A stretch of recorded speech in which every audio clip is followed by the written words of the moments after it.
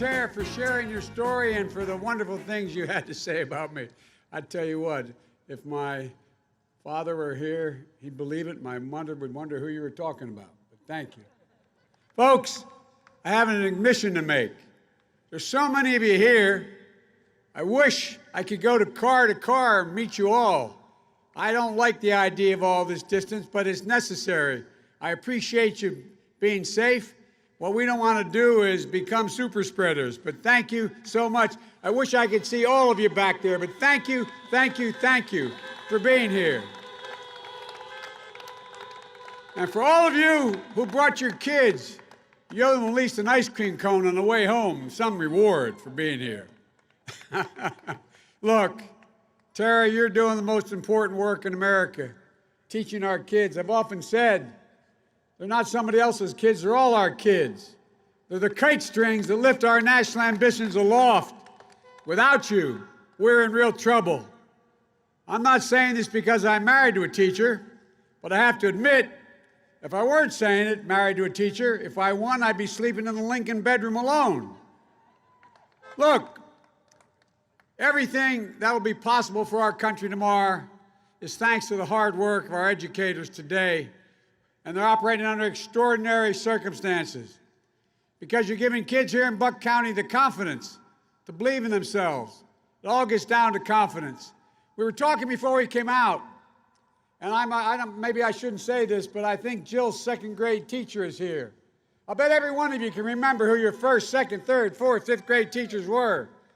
And what they do, when they do it well, is give you a sense of confidence, give you a sense of your possibilities. And I want to thank two great county commissioners. Diane, you've done an incredible job turning things blue last year. And Bob, I want to thank you all. By the way, I used to be a county commissioner. I ran for the United States Senate because it's too hard being a county commissioner. They know where you live. And when you knock on the door and say, I'm a county commissioner, they go, exactly. What you do is more important than anybody else does. You affect their lives every day. I want to thank you. And I want to thank all the speakers today, all of them. And Jim Greenwood is an old buddy. Good to see you, Jim. I know you're here. And Patrick, thank you for mentioning our son, Bo. You know, I carry with me every day in my pocket a schedule. And my schedule, this has lasted for the last 12, 13 years now. On the back of the schedule, I have written in the black box the total number of troops who've died, who've been wounded in Afghanistan and Iraq and other parts of the world. Because every one of these troops, every one of these fallen angels left behind an entire community, left behind family, left behind people who are still mourning their losses. As of today in Iraq and Afghanistan, 6,924, not roughly 6,900, 924, because every one of them deserves to be remembered. U.S. troops wounded in Iraq and Afghanistan, 53,194, not 53,000. Folks, the idea that our president talks about these folks who gave their lives and gave their everything for this country as suckers and losers is all by itself an understanding why his 6 top generals who've worked for him all say he's not fit to be the commander-in-chief. If he doesn't understand the sacrifices they've made. And nobody knows that better than Patrick. And Christina, our next Congresswoman, I'm looking forward to serving with you, kid. I am looking forward to serving with you. You got the grit and the toughness and the smarts to get this done. And I really am. I mean it sincerely. Let's be sure that when we win back the White House, you send along Christina because she's going to fight like hell for the families of Bucks County, for hard-working folks. Look, I'm not from Bucks County, but I'm from Pennsylvania.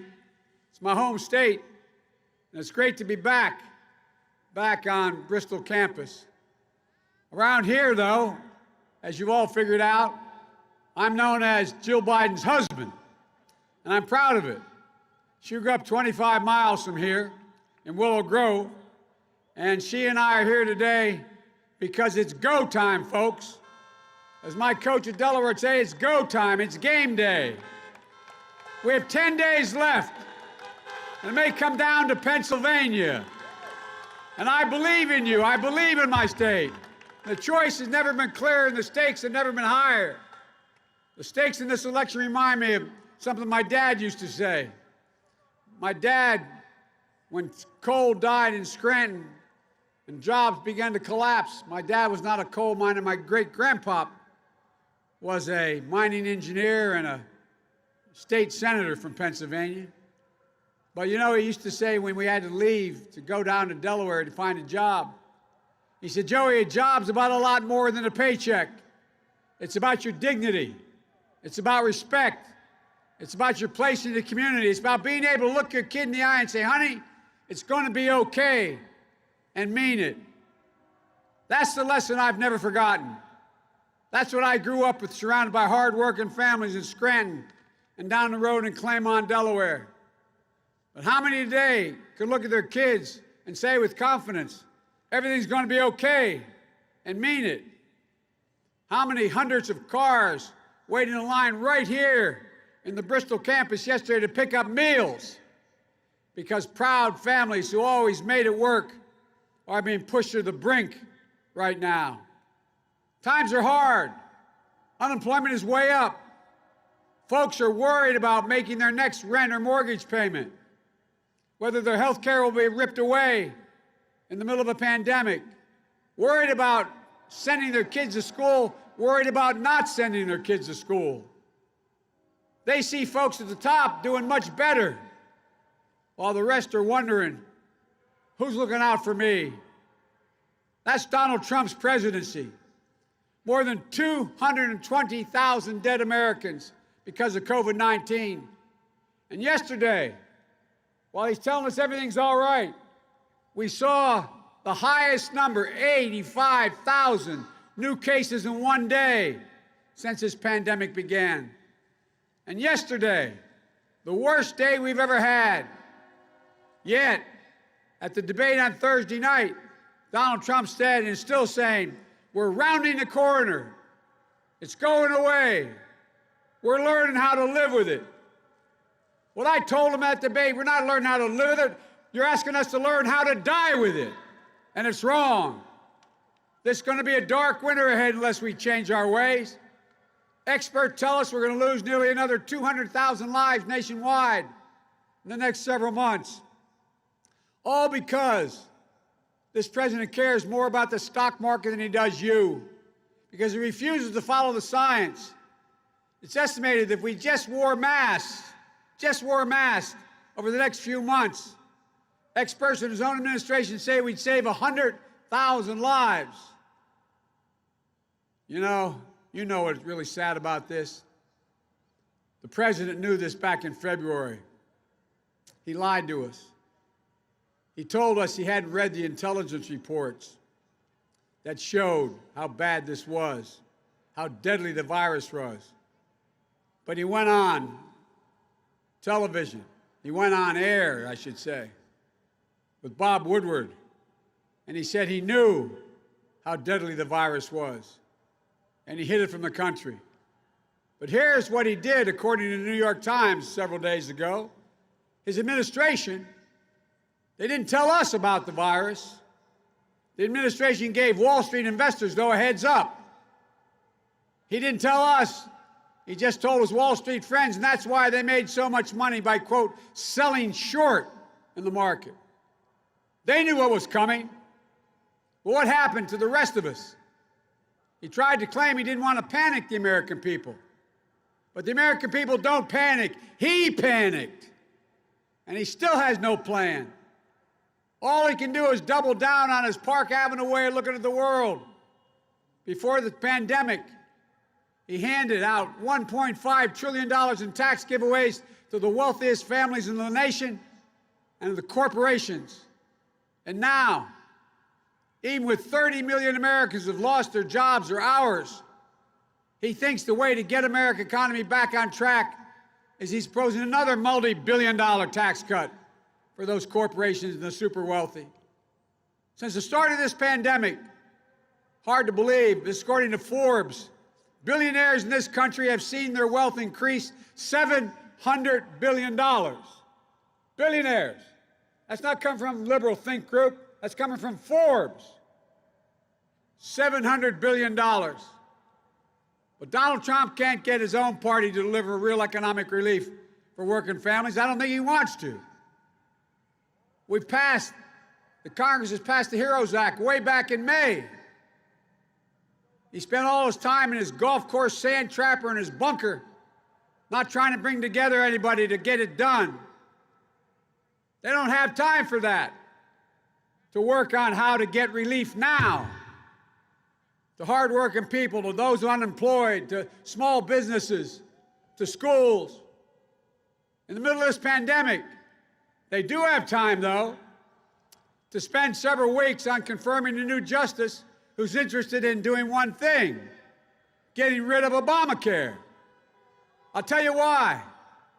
Trump's dream of wiping out Obamacare off the books is well underway because his nominee has said in the past the law should be struck down. If they get their way, over 100 million Americans, including 5.3 million Pennsylvanians, will lose their protections for pre-existing conditions that we work so hard to provide. Complications with COVID-19 will become pre-existing conditions, allowing insurers to jack up your premiums or deny you coverage. And women will again be charged more for their health care just because they're women, which Obamacare wiped out. But nothing is more offensive than the way he's spoken about, as I said, those who serve the nation, suckers and losers. As I said, my son Bo served in Iraq for a year. Before that, he was assistant U.S. attorney in Kosovo for 6 months. He came home a decorated war veteran. And all those he left behind, he wasn't a loser or a sucker, he was a patriot, like so many of you, so many of your sons and daughters, parents and grandparents. Frankly, I've dealt with guys like Trump my whole life, so have many of you. Guys who look down on you because they have a lot of money. Guys who inherited everything, got everything in their life given to them, and then managed to squander it. Guys who afford paying their taxes, he says, because he's smart. He knows how to game the system. Isn't that just the guy you want setting tax policy? The guy who says he's smart to game the system so you don't get the help you need.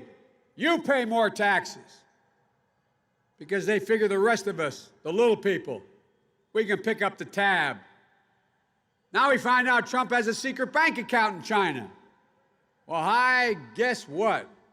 He's paid 50 times more in taxes in Beijing than he's paid in America. That's a fact. He has hundreds of millions of dollars in debt, over 400 million, due in the next few years. Who's he owe it to? Where's it coming from? He's the only guy, any of us known as president, who's making money from foreign sources. Folks, give me a break. This guy's not on the level. He thinks Wall Street built this country. But you and I know who really built this country. Families like mine, working people built it, the middle class. And unions built the middle class. Folks, we're so much better than this. We can bring back this economy. It starts with my plan to deal with this pandemic responsibly, bringing the country around to testing and tracing and masking, social distancing, not politicizing the race for a vaccine, planning for its safe and equitable distribution so everyone gets it, providing for funding to open our schools and our businesses safely, the PPE national standards, bringing together Republicans and Democrats to deliver economic relief for working families in schools and in businesses. A majority want to do that, even of those who are there now. As I said before, I'll shut down the virus, not the economy.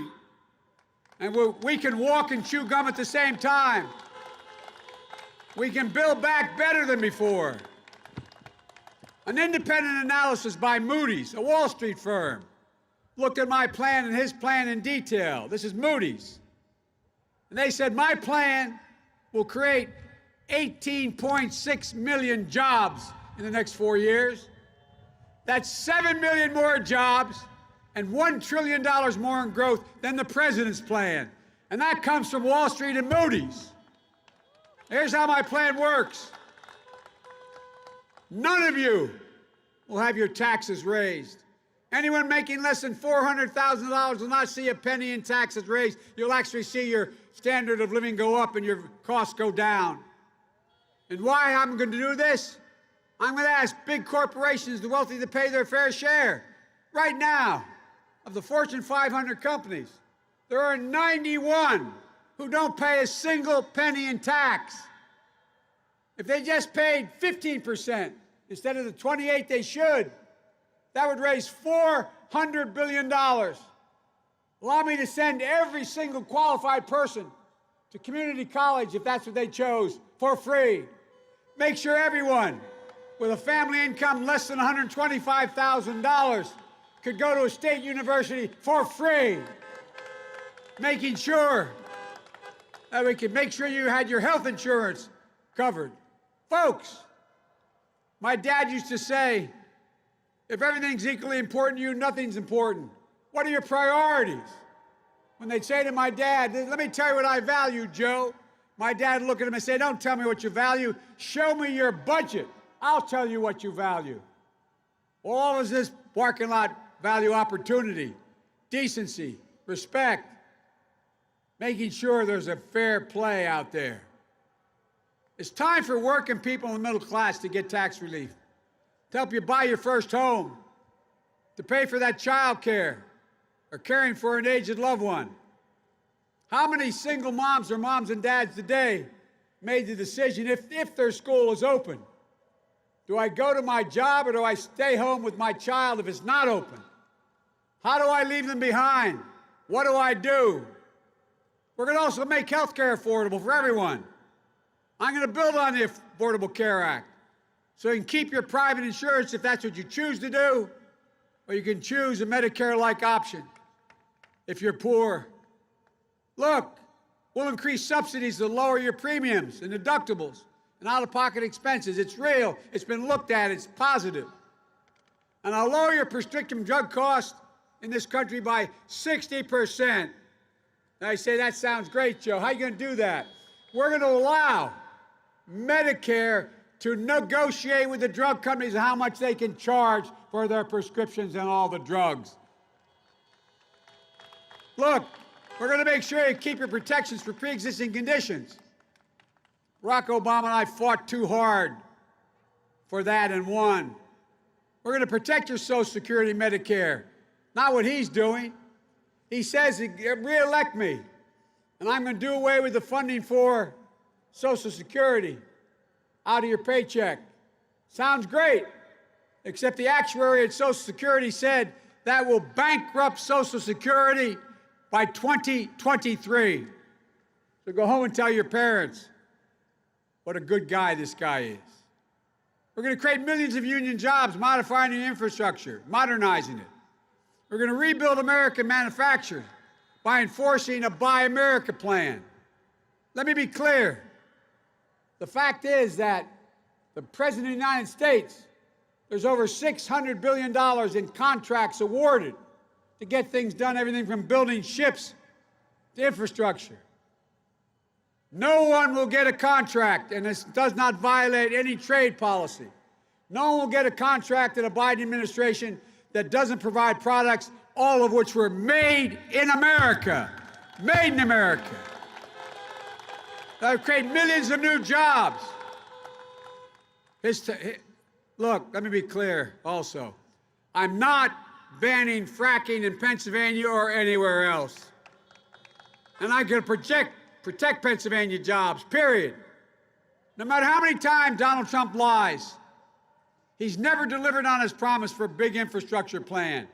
He told you in 17, I've got an infrastructure plan coming. And then 18, 19, and 20. He hadn't done a thing. It's right up there where they say he's going to protect pre-existing conditions. He hadn't done a thing. Well, ladies and gentlemen, we're going to build roads, bridges that are crumbling. Climate change is accelerating more frequently, and extreme weather events.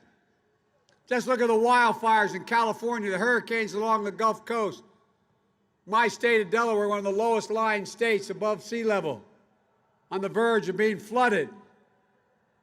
According to the best data we have, southeast Pennsylvania, including Bucks County, is warming faster than any part of this state. How long before floods start picking up along the Delaware River? We can do something about this. And we better get it done. We better get it done. And by the way, we don't do things like those chumps out there with a microphone are doing, the Trump guys. It's about decency. Look, we've got to come together. I was reminded of that early this month when I went to the sacred ground of Gettysburg. Abraham Lincoln told us, a house divided cannot stand. But remember what Donald Trump said when COVID-19 deaths reached 200,000 in America? He said, if you look at the blue states with Democratic governors and just look at the red states with Republican governors, we're doing well. Well, first of all, it's not true. The great rise has happened in most of the red states. But that's not the point. Think of what he's saying about what's going on in America. He's saying, if you live in Pennsylvania, you're not his problem. If you live in a red state, Alabama, he may think about you. He's not responsible for your family's well-being if you're in a blue state. Folks, I don't see the president that way. I don't see it that way. I don't see America that way. I'm running as a proud Democrat, but I will govern as an American president for everybody. I'll work as hard for those who don't support me as those who do, including those chumps with the microphone out there. Look, that's the job of a president. The duty to care for everyone, the duty to heal. And you too have a sacred duty, and that's to vote. It matters. Pennsylvania matters. So please vote. Help get out the vote. Visit iwillvote.com/PA. Return your ballot as soon as possible. Make sure everyone you know does the same. Folks, as Bobby Casey and others I've served with in the Senate can tell you, my colleagues used to always kid me, because I remember one sentence from President Kennedy's speech about going to the moon. He answered the question that wasn't asked but was implied. He said, we're going to do it because we Americans, we refuse to postpone. I refuse to postpone the work we must do. There's nothing beyond our capacity. There is no limit to America's future. The only thing that can tear America apart is America itself. Look, folks, everybody knows who Donald Trump is. Let's show them who we are. We choose hope over fear. We choose unity over division, science over fiction, truth over lies, and yes, honor and integrity over lying. So it's time to stand up. Let's take back our democracy now. We can do this. There's nothing we cannot do. God bless you all, and may God protect our troops. Thank you, thank you, thank you. Got to make the world go round.